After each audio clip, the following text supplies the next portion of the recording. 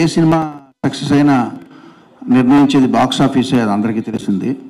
కానీ ఈ సినిమాకి మాత్రం ముఖ్యంగా నేను కంగ్రాచులేట్ చేయాల్సింది ప్రొడ్యూసర్ అండ్ డైరెక్టర్ని. శ్రీనివాస్ గారు, సంక్రాంతికి రిలీజ్ చేద్దామని మీరు నిర్ణయించుకున్నారు, సంకల్పించారు, అనుకున్న పని సాధించారు. కాబట్టి మీకు ప్రివిలేజ్ లేదు. సో జస్ట్ 3 monthsలో దీన్ని ఫాస్టెస్ట్ ప్రొడక్షన్గా ఈ మధ్యకాలంలో చేసి సక్సెస్ సాధించినందుకు నీకు కంగ్రాట్స్. కానీ ఒక చిన్న లోటు ఉండిపోయింది. శ్రీను గారు, నేను ఆర్టీసీ క్రాఫ్ట్ షోస్లో దేవి థియేటర్లో సినిమా చూశాను, ఆడియన్స్ దగ్గర చూసి ఎంజాయ్ చేశానండి. మనం కలిసి మన కొవ్వూరులోనూ రాజమండ్రిలోనూ చూడాలి, అది చూడలేకపోయినా ఆ లోటు ఉండిపోయింది.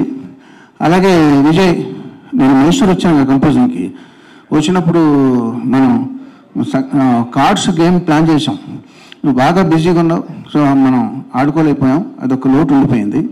But for that I'm very happy. మీ ఇద్దరికి కంగ్రాట్స్ చెప్పాలి, నాగార్జున గారికి కంగ్రాట్స్ చెప్పకూడదు, ఎందుకంటే ఆయనకి థ్యాంక్స్ చెప్పాలి. ఎందుకంటే కొత్త టాలెంట్ని పదే నమ్ముతూ నమ్మకం ఉంచి మన టీం వర్క్ నమ్మి ఆయన మనకి ఇంత ఫ్రీడమ్ ఇచ్చినందుకు thank you very much sir for repeatedly believing in our talent. And ఈ సినిమా నవరసభరితమైన సినిమాగా వచ్చింది. బట్ అందులో నవరసాలు అంటే ఏడుపు కూడా ఉంటారుగా. నరేష్ గారు బాగా ఏడిపించారు మమ్మల్ని.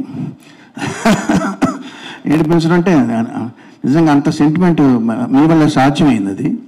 అండ్ చాలా మూమెంట్స్ ఉన్నాయి సినిమాలో, నాకు బెస్ట్ మూమెంట్స్. నాకు సినిమాలో బాగా ఒకటే పిక్ చేయమంటే నాకు ఇష్టమైన మూమెంట్ ఏంటంటే, ఆశిక హర్ష అడుగుతాడు, ఏంటి ఒక్క మర్డర్కి ఇంత డబ్బా అంటే, ఒకటని నేను చెప్పానా అంట. So that was the best అని నాకు బాగా నచ్చింది అది. ఇక చంద్రబోస్ గారితో నా అనుబంధం అలాగే కొనసాగాలి మీ విషెస్ ప్రకారం నరేష్ గారు.